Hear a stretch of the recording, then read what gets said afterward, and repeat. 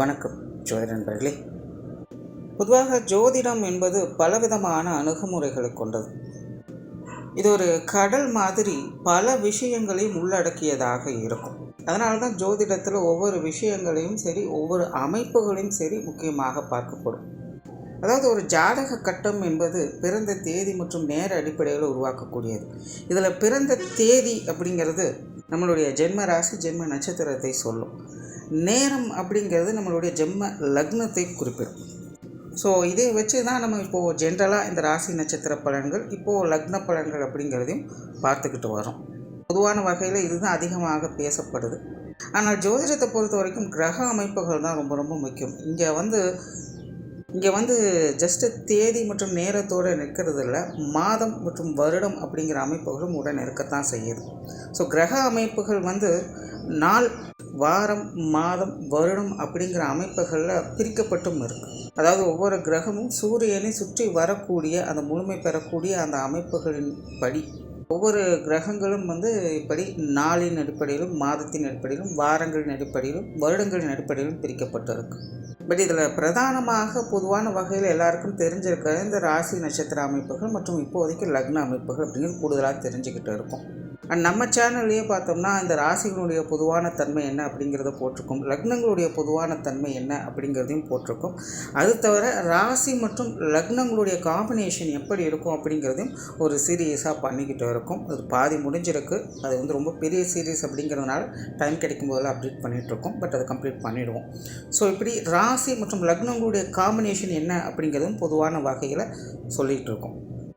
இன்னும் கூடுதலாக சில வருடங்களுடைய அமைப்புகள் எப்படி இருக்கும் அப்படிங்கிறத கூட நம்ம சேனலில் வீடியோஸை போட்டிருக்கோம். குறிப்பிட்ட இந்தந்த வருடங்களில் பிறந்தவங்களுடைய நிலைகள் இப்படி இருக்கும், இந்தந்த வருடங்களில் இந்த ராசிகளுடைய நிலைகளில் இப்படி தான் இருக்கும் அப்படிங்கிற மாதிரியான வீடியோக்கள் கூட நிறையவே போட்டிருக்கோம்.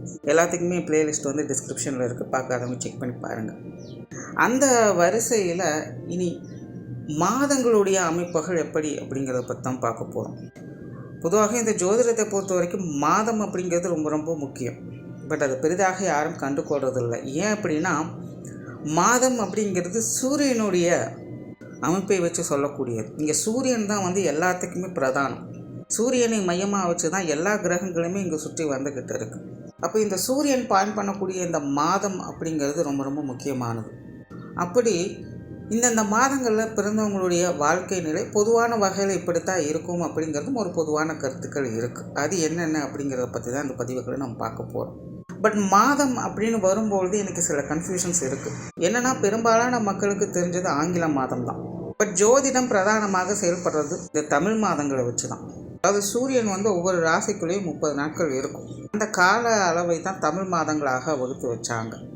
ஆக்சுவலாக சூரியன் எந்த ஒரு கிரகங்களையும் சுற்றி வட்டாது, பூமி தான் சூரியனை சுற்றி வந்துக்கிட்டு இருக்கும். பட் பூமியில் இருந்து பார்க்கும் பொழுது சூரியன் பூமியை சுற்றி வர மாதிரி ஒரு தோற்றம் கிடைக்கும். அப்படித்தான் 12 மாதங்கள் அப்படிங்கிறது ஒவ்வொரு ராசியின் அடிப்படையில் அது மாறிக்கிட்டு வரும்.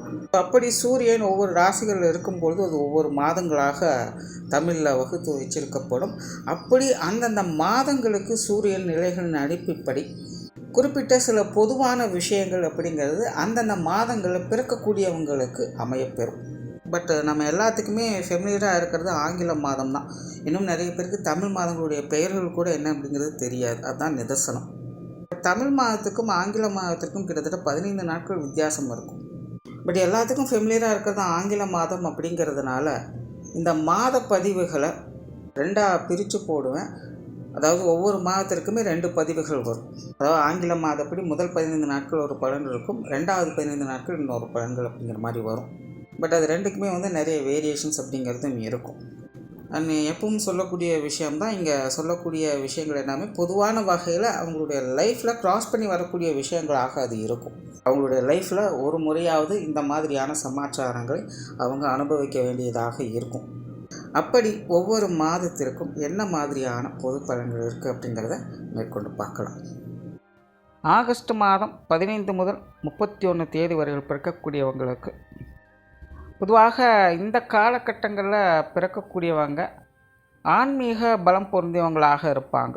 ஜோதிடத்திலாம் பார்த்திங்கன்னா நிறைய பேர் இந்த பூர்வ புண்ணிய பலம் அப்படின்னு ஒரு விஷயம் சொல்லுவாங்க. அதாவது முன் ஜென்மத்தில் நம்ம செஞ்ச புண்ணியங்கள் இந்த ஜென்மங்களில் நம்மளை காப்பாற்றும், நல்ல நிலையில் வச்சுருக்கோம் அப்படின்னு சொல்லுவாங்க. கிட்டத்தட்ட அந்த மாதிரியான ஒரு அமைப்புகள் இவங்களுக்கு ஏற்படும்.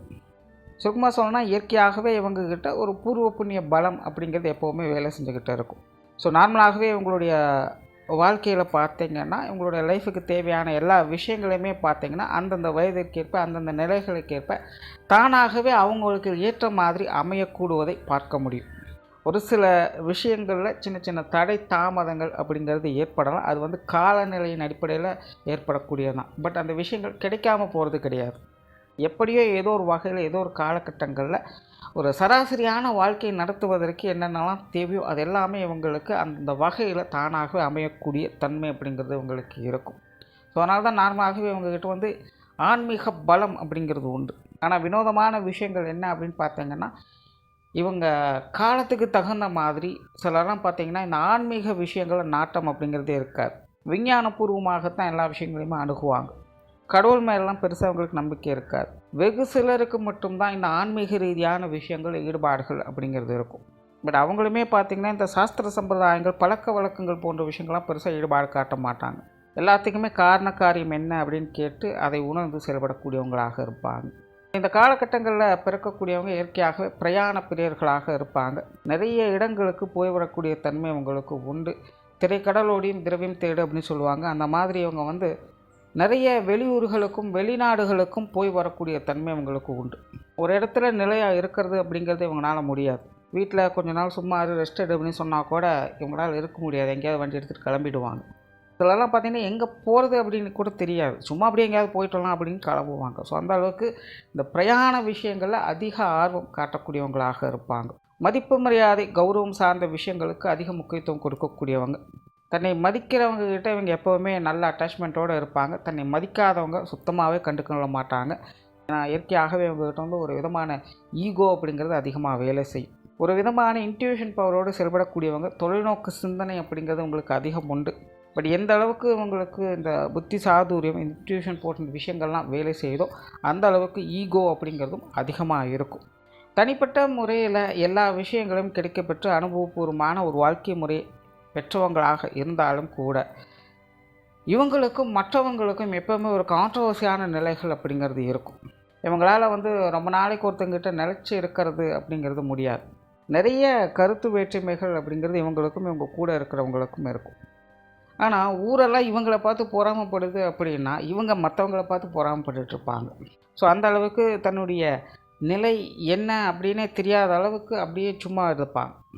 அதை பற்றியெல்லாம் யோசிக்கலாம் மாட்டாங்க. இதெல்லாம் யோசித்து பார்த்தாலே கொஞ்சம் வினோதமாக இருக்கும். எல்லா விதமான செல்வ செழிப்புகளும் இவங்ககிட்ட இருந்தாலும் கூட ஆடம்பரமான விஷயங்களுக்கு செவி கொடுக்காதவங்க. நார்மலாகவே இவங்களுக்கு பெருசாக இந்த ஆடம்பரம் பண்ணுறது ஆர்ப்பாட்டம் பண்ணுறது இதெல்லாம் சுத்தமாக பிடிக்காது. இப்போ அந்த மாதிரியான விஷயங்கள் இவங்க ஈடுபட்டுட்டாங்க அப்படின்னாலே அடுத்த கொஞ்சம் நாளைக்கு இவங்க கொஞ்சம் அமைதியாக இருக்க போகிறாங்க அப்படின்னு தான் அர்த்தம். நார்மலாகவே பார்த்திங்கன்னா இவங்க அடிக்கடி ஒரு தனிமையை விரும்பி போகக்கூடியவங்களாகவும் ஆழ்ந்த சிந்தனைகளில் மூழ்கி இருக்கக்கூடியவங்களாகவும் இருப்பாங்க. எல்லாமே இருந்தும் கூட ஒன்றுமே இல்லை அப்படிங்கிற நிலையில் வாழக்கூடியவங்க. சுருக்கமாக சொன்னால் ஒரு ஞானிகளைப் போல வாழக்கூடியவங்க தான். ஆனால் அந்த நிலையை இவங்க உணர்றாங்களா இல்லையா அப்படிங்கிறது தான் ஒரு கேள்விக்குறி. ஆனால் பல நேரங்களில் இவங்களுடைய வாழ்க்கையில் ஈகோ அப்படிங்கிறது முன்னே எல்லாத்தையுமே தடுத்துரும். ரொம்பவுமே சாமர்த்தியமாக பேசக்கூடியவங்க, இடம் பொருள் அறிந்து பேசக்கூடியவங்க அப்படின்னு கூட சொல்லலாம். ஹார்ட் ஒர்க்கை காட்டிலும் ஸ்மார்ட் ஒர்க்குக்கு தான் அதிக முக்கியத்துவம் கொடுப்பாங்க. லட்சியவாதிகளாக இருப்பாங்க. காரியங்களில் கருத்தாக இருப்பாங்க. இவங்களை பொறுத்த வரைக்கும் முதல்ல ஜோலி, அப்புறம்தான் ஜாலி. அதுக்காக நல்ல எஃபர்ட் போடுவாங்க. ஒரு விஷயத்தை அடையணும் அப்படின்னு நினச்சிட்டாங்க அப்படின்னா கண்டிப்பாக அதை அடையக்கூடிய தன்மை அப்படிங்கிறது இவங்களுக்கு இயற்கையாகவே உண்டு. சொத்து சுகங்கள் மற்றும் பொருளாதார ரீதியான விஷயங்கள்லாம் இவங்களுக்கு கொஞ்சம் சாதகமான நிலைகளில் வேலை செய்யும். பட் அதே நேரம் அது சார்ந்த விஷயங்களால் இவங்களுடைய வாழ்க்கையில் ஒரு சில சங்கடங்களையும் சந்திக்க வேண்டியதாக இருக்கும். நிறைய பேருக்கு இந்த சொத்து பிரச்சனைகள், சொத்துகளுக்காக இந்த கோர்ட்டு கேஸுன்னு அலைய வர்றது, இல்லைனா ஏதாவது டாக்குமெண்ட்ஸில் வில்லங்கங்கள் ஏற்படுறது, இந்த மாதிரியான சமாச்சாரங்களை அடிக்கடி பார்த்துக்கிட்டு வருவாங்க. ஸோ அதெல்லாம் பார்த்திங்கன்னா இவங்களுக்கு கொஞ்சம் அதிகமாக போகும். பட் இது சார்ந்த அமைப்புகள் அப்படிங்கிறது இவங்களுக்கு நல்லபடியாகவே அமையும். கல்வி வித்தை சம்மந்தப்பட்ட விஷயங்கள்லாம் வித்தகர்களாக இருப்பாங்க. இதெல்லாம் பார்த்திங்கன்னா ஒரு கோல் செட் பண்ணி படிச்சுட்டு வருவாங்க. படிப்பது மட்டுமல்ல அந்த நிலையை எட்டி பிடிக்கவும் செய்வாங்க. ஸோ அந்த மாதிரியான நிலைகள் இந்த காலகட்டங்களில் பிறக்கக்கூடியவங்களுக்கு அதிகமாக இருக்கும். சுருக்கமாக சொல்லணுனால இவங்க வந்து ஒரு லட்சியவாதிகள் தான். உங்களுடைய வாழ்க்கையில் ஒரு கோலை செட் பண்ணி அந்த கோலுக்காக போராடிக்கிட்டே இருப்பாங்க. அந்த கோலை அடையவும் செய்வாங்க. பட் இவங்களுடைய பிரச்சனை என்னென்னா, அதை அடைஞ்ச பிறகு அந்த சாட்டிஸ்ஃபிகேஷன் இவங்களுக்கு இருக்குதா அப்படின்னு பார்த்தீங்கன்னா தான் டவுட்டாக இருக்கும். இவங்களுடைய வாழ்க்கை நிலை அப்படிங்கிறது வெளியேருந்து பார்க்குறது ஒரு மாதிரி இருக்கும், உள்ளேருந்து பார்க்குறது ஒரு மாதிரி இருக்கும். கான்ட்ரவர்சியான நிலைகளில் கொஞ்சம் பர்சனலாக மன தடுமாற்றங்கள் அப்படிங்கிறது உங்களுக்கு உண்டு. பட் இந்த மாதிரியான கான்ட்ரவர்சியான நிலைகளுக்கெல்லாம் மன வருத்தம் இவங்களுக்கு இருக்குமா அப்படின்னு பார்த்தீங்கன்னா இருக்காது. ரொம்ப யதார்த்தமாக அதை கடந்து போயிடுவாங்க. எல்லா விஷயங்களையுமே அக்செப்ட் பண்ணக்கூடிய தன்மை இவங்களுக்கு உண்டு. குடும்ப வாழ்க்கை இவங்களுக்கு கொஞ்சம் சாதகமான நிலைகளே இருக்கும். பட் குடும்ப உறவுகள் வகையில் கொஞ்சம் கான்ட்ரவர்சியான விஷயங்களை எதிர்பார்க்கலாம். குறிப்பாக பெற்றோர்கள், உடன்பிறப்புகள் சார்ந்த விஷயங்கள்லாம் பார்த்தீங்கன்னா அந்தந்த காலத்துக்கு தகுந்த மாதிரியான விஷயங்கள் மட்டும்தான் இருக்கும். ஒரு கட்டத்துக்கு மேலே கொஞ்சம் கான்ட்ரவர்சியான நிலைகளை பார்த்துக்கிட்டு வருவாங்க.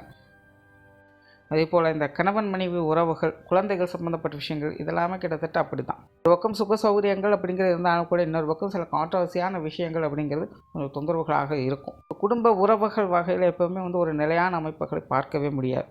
ஆகையினால் சூழ்நிலைகளுக்கு தகுந்த மாதிரி எல்லாத்தையுமே கொஞ்சம் அட்ஜஸ்ட் பண்ணி போகணும். தொழில், வேலை, உத்தியோகம் சார்ந்த விஷயங்கள் ஒரு சாதகமான நிலைகளில் இருக்கும். நார்மலாகவே இவங்க வந்து ஒரு காரியவாதிகள் தான். அதுலேயும் தொலைநோக்கு சிந்தனையோடு செயல்படக்கூடியவங்க. இவங்ககிட்ட ஒரு பொறுப்பை ஒப்படைச்சிட்டா அதை பற்றி கவலைப்பட வேண்டியதே இருக்காது. கச்சிதமாக அதை முடிச்சுடுவாங்க. பட் ஒரே ஒரு விஷயம் என்னென்னா, இவங்க அதை நம்பணும். உங்களுக்கு அந்த விஷயத்தில் நம்பிக்கை இருக்கும் அப்படிங்கிற பட்சத்தில் அந்த விஷயத்தை எப்பேற்பட்டாவது சிறப்பாக செஞ்சு முடிச்சிடுவாங்க. பட் நம்பிக்கை இல்லை அப்படிங்கிற பட்சத்தில் அதில் கொஞ்சம் கூட தலையிட மாட்டாங்க. இப்போ தனிப்பட்ட முறையில் பார்க்கும்போது தொழில், வேலை, உத்தியோகம் சார்ந்த விஷயங்கள்லாம் கொஞ்சம் சாதகமான நிலைகளே இருக்கும். குறிப்பாக இந்த வெளிநாடு சம்மந்தப்பட்ட விஷயங்களில் அதிக ஆர்வம் காட்டக்கூடியவங்க, இது சார்ந்த விஷயங்களை ஈடுபடக்கூடியவங்களாக இருப்பாங்க.